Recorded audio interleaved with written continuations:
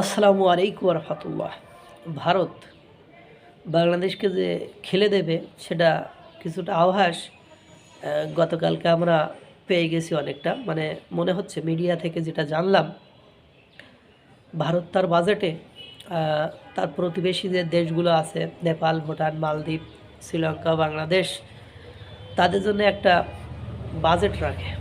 সেই বাজেটে 2024 সালে সরি 2025 সালের তাদের বাজেটে বাংলাদেশের জন্য ছিল 120 কোটি রুপি। সেটা ডিডাক্টেড করে, অর্থাৎ মিনিমাইজ করে, কমিয়ে সেটাকে করা হয়েছে 60 কোটি রুপি। তার মানে বিষয়টা মনে হয় আপনারা গেস করতে পারতেছেন। অর্থাৎ বাংলাদেশের প্রতি তারা যে ক্ষুব্ধ, রাগান্বিত, এবং তারা যে কঠিন একটা সিদ্ধান্তের দিকে যাচ্ছে সেটা অনেকটাই বোঝা যাচ্ছে। কারণ আপনারা জানেন তারই একদিন আগে অমিত শাহ, মানে ভারতের কেন্দ্রীয় সরকারের আপনার স্বরাষ্ট্রমন্ত্রী অমিত শাহ, উনি শিলিগুড়িতে যে একেবারে সরাসরি কঠোর এবং কঠিন বার্তা দিয়ে রেখেছে যে আমাদের এই শিলিগুড়ির ওই করিডোরের ভূমি আমাদের, এখানে যারা নজর দেবে বা এখানে যারা কোনো উত্তেজনা বা কোনো ঝুটঝামেলা সৃষ্টি করতে চাইবে তাদের জন্য কঠোর এবং কঠিন ব্যবস্থা নেবে। পাশাপাশি আপনারা জানেন বাংলাদেশের সাথে তাদের যে বাংলাদেশ থেকে তারা যে পণ্যগুলো আমদানি করত, সেই আমদানি তারা কিছু কিছু সেক্টরে টোটালি বন্ধ করে দিয়েছে। যদিও তারা রপ্তানির পরিমাণ বাংলাদেশে বাড়িয়ে দিয়েছে। বাংলাদেশ ইচ্ছা করে 5ই আগস্ট 2024 পরে কিছু কিছু ক্ষেত্রে সেক্টরে কমিয়েছিল এবং বিরোধিতা প্রদর্শন করেছিল। কিন্তু দিন শেষে যে আমরা দেখেছি কত বড় বড় পেঁয়াজ মায়ানমার বা পাকিস্তান থেকে নিয়ে আসার পরিকল্পনা করেছিল, কিন্তু দিন শেষে যে দেখলো এগুলো সব মানে শূন্য হয়ে যাচ্ছে বা সব ক্ষতি বা সব লোকসান হয়ে যাচ্ছে। এজন্য অনন্য উপায় হয়ে, মানে কোনো উপায়ান্তর না পেয়ে, কোনো সুযোগ সুবিধা করতে না পেরে তারা আবার কী করলো, তারা আবার সেই ভারতের শরণাপন্ন হলো, ভারত থেকেই নেওয়া শুরু করলো। এরকম না যে ভারত মানে পেঁয়াজ পচে যাচ্ছিল তাই বাংলাদেশিদেরকে হাত পা ধরছে, ভারতের আলু পচে যাচ্ছিল তাই বাংলাদেশকে হাত পা ধরছে, এরকম নয়। তারা তাদের স্ট্র্যাটেজিক জায়গা থেকে, কৌশলগত জায়গা থেকে তারা কিন্তু তাদের মানসিক যে শক্তি, স্ট্রেংথ, ওটা কিন্তু রেখে দিয়েছে। এবং পাশাপাশি আমাদের যে বড় বড় শিল্প কারখানা আছে, যে আমাদের রপ্তানি শিল্পটাকে এখন মাছাঙায় উঠে মানে ধ্বংসের একেবারে খাদে যে মানে দাঁড়িয়ে আছে।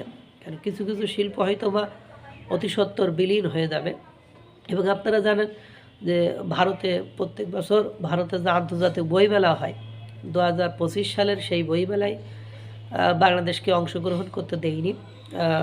এবারও সেই বইমেলায় বাংলাদেশকে অংশগ্রহণ করতে দেন। অর্থাৎ 5ই আগস্ট 2024 সরকার পতনের পরে 25 এবং 26 জানুয়ারি মাসে যে বইমেলা অনুষ্ঠিত হয়েছে, সেই বইমেলায় বাংলাদেশের লেখক, পাঠক, প্রকাশক এবং কোনো স্টলের মানে কোনো অপরচুনিটিস তারা দেয়নি। দ্যাট মিনস দেখেন, একদিক থেকে বাজেট থেকে কমিয়ে নিচ্ছে, একদিক থেকে আপনার তারা এদেশ থেকে কোনো রপ্তানি করছে না। অর্থাৎ যেসব সেক্টরে আমরা প্রফিট হব, আমরা লাভবান হব, সেই সেক্টরগুলো তারা ক্লোজ করে দিচ্ছে।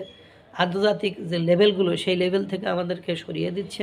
এবং আপনারা জানেন যে বিশ্বকাপ খেলাকে কেন্দ্র করে কি ঘটনা ঘটেছে। ভারত কিন্তু ওই যে আমাদের ডক্টর আসিফ নজরুল সাহেব, আইন উপদেষ্টা অধ্যাপক ডক্টর আসিফ নজরুল সাহেব, উনি কিন্তু যখন বিশ্বকাপ বয়কট করলো বা বিশ্বকাপ থেকে বাংলাদেশ সরে আসলো, তখন একটা কথা বলেছিলেন যে ভারত এবং আইসিসি থেকে আমাদেরকে একবারও অনুরোধ করা হয়নি বা আমাদেরকে একবারও ফোন দেওয়া হয়নি।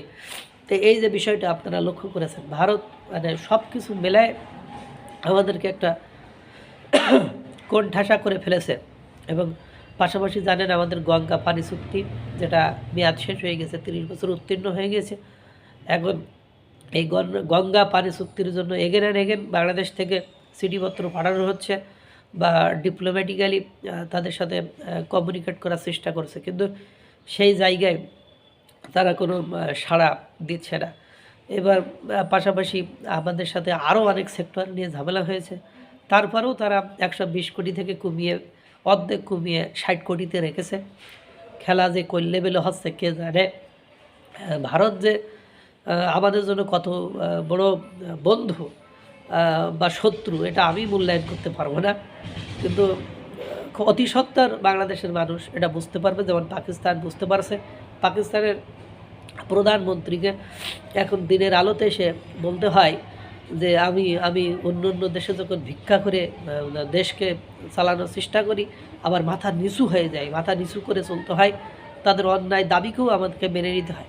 এই জন্য যে জটিল কঠিন এবং খুব মারাত্মক পরিস্থিতির মধ্য দিয়ে বাংলাদেশ চলছে, এটা বলার অপেক্ষা রাখে না যে এই বাংলাদেশ পাকিস্তানের ওই প্রধানমন্ত্রীর মতো, হয়তো বা আমাদের দেশের প্রধানমন্ত্রীকেও কোনো সময় বলতে হবে যে আমরা ভিক্ষা করে চলছি।